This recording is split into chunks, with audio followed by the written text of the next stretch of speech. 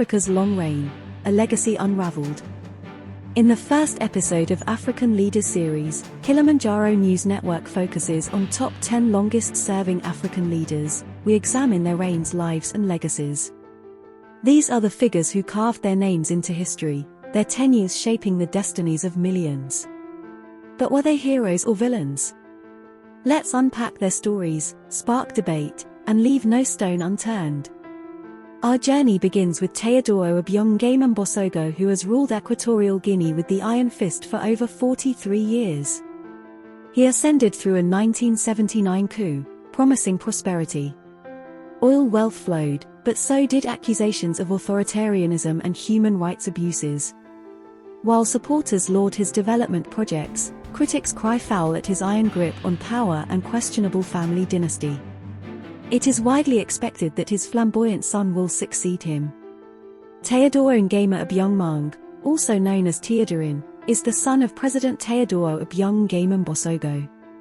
He leads a notoriously lavish and controversial lifestyle, characterized by amassing immense wealth, spending significantly more than his official salary on luxury real estate. He owns mansions in Paris, Malibu, and elsewhere.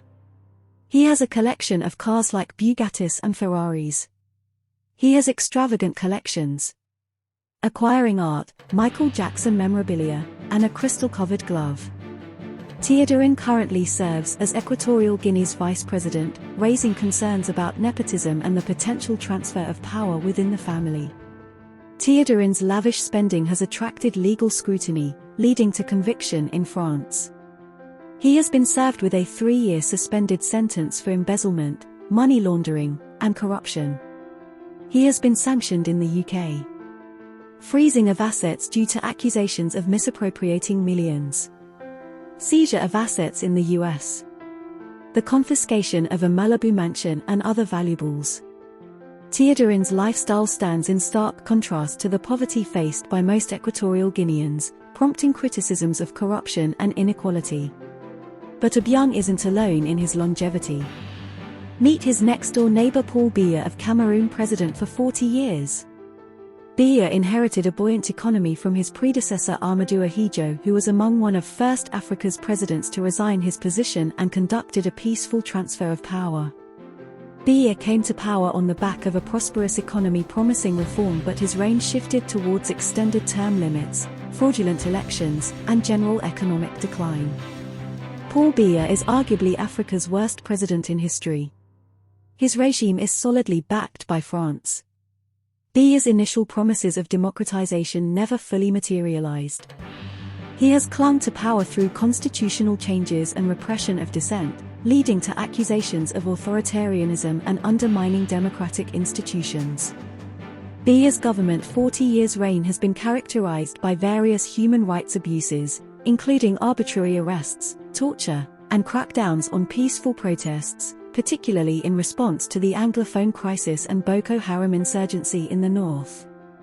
Under Biya, Cameroon's abundant oil and timber resources have not translated into improved livelihoods for its citizens. Critics point to opaque deals, elite enrichment, and environmental degradation as consequences of poor resource governance. The Anglophone crisis, arising from grievances over marginalization and cultural assimilation, has exposed deep social fractures within Cameroon. Biya's handling of the crisis has been criticized for exacerbating tensions and failing to address underlying issues. Cameroon's high youth unemployment rate, coupled with limited opportunities and low wages, has led to a significant brain drain of skilled professionals. This phenomenon further hinders development and perpetuates a cycle of poverty. Biya's government faces criticism for curbing press freedom and expression. The regime is accused of extrajudicial killings, with journalists critical of Biya's tenure experiencing sudden deaths or disappearances. Those opposing the regime encounter intimidation, harassment, and legal charges, restricting public discourse and accountability. Additionally, Cameroon's major road network is among the poorest in Africa, marked by fraudulent contracts and embezzlement. Frank Emmanuel Biya, son of the president who is widely regarded as a failed businessman, is positioning himself to succeed his father in what many see as another 40-year reign from the Biya family.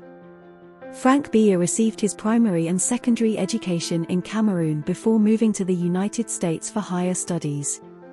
He earned a bachelor's degree in political science and economics from the University of Southern California, USC, in 1994. After graduation, he briefly interned at the BEC, Central African Bank of States, in Yaoundé.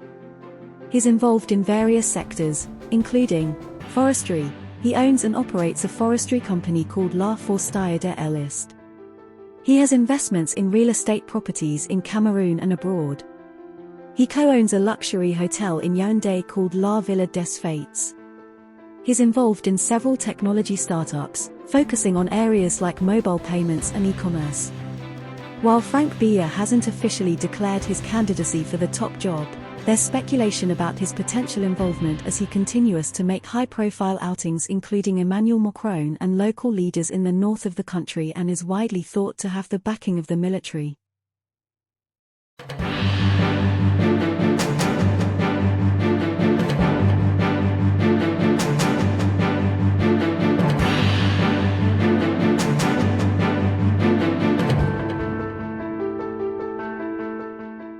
And the list goes on.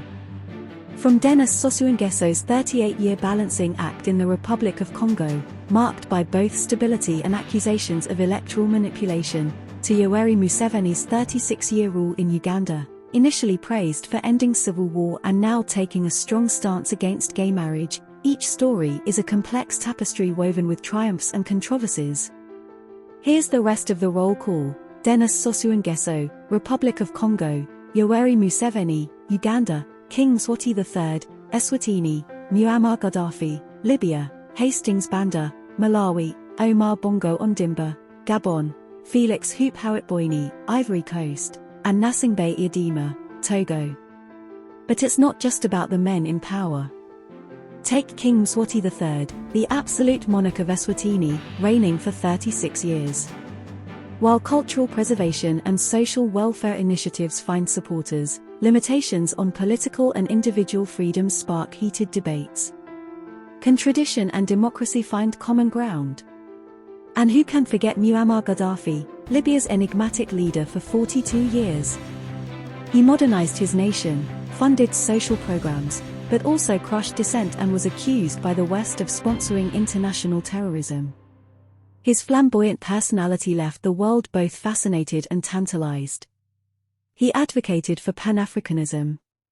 In 2009, when Gaddafi served as the chair of the African Union, he used this position to further push for his vision of a united Africa. He proposed concrete steps towards this goal, including the creation of a single currency, a unified military force, and a common passport for Africans. Gaddafi backed up his words with actions, by providing financial support to various Pan-African initiatives and groups advocating for closer integration. Gaddafi's advocacy for a united Africa left a lasting mark on African political discourse. The debate about continental unity continues, and Gaddafi's vision remains a point of reference for those who believe in a more integrated and powerful Africa. Was Gaddafi a visionary leader or a ruthless dictator? Each of these leaders, from Hastings Banda's 32-year reign in Malawi, initially lauded for independence but later marred by authoritarianism, to Omar Bongo Ondimba's 41 years of oil-fueled prosperity in Gabon, tainted by accusations of corruption, left their indelible mark on their nations. And finally, we remember Félix Houphouët-Boigny, the father of independence and architect of Ivory Coast, whose 33-year rule saw economic growth but also rising political discontent. He led Ivory Coast to independence from France in 1960. Guided the country towards economic prosperity through export of cash crops like coffee, cocoa, and cotton. Promoted rural development and infrastructure projects.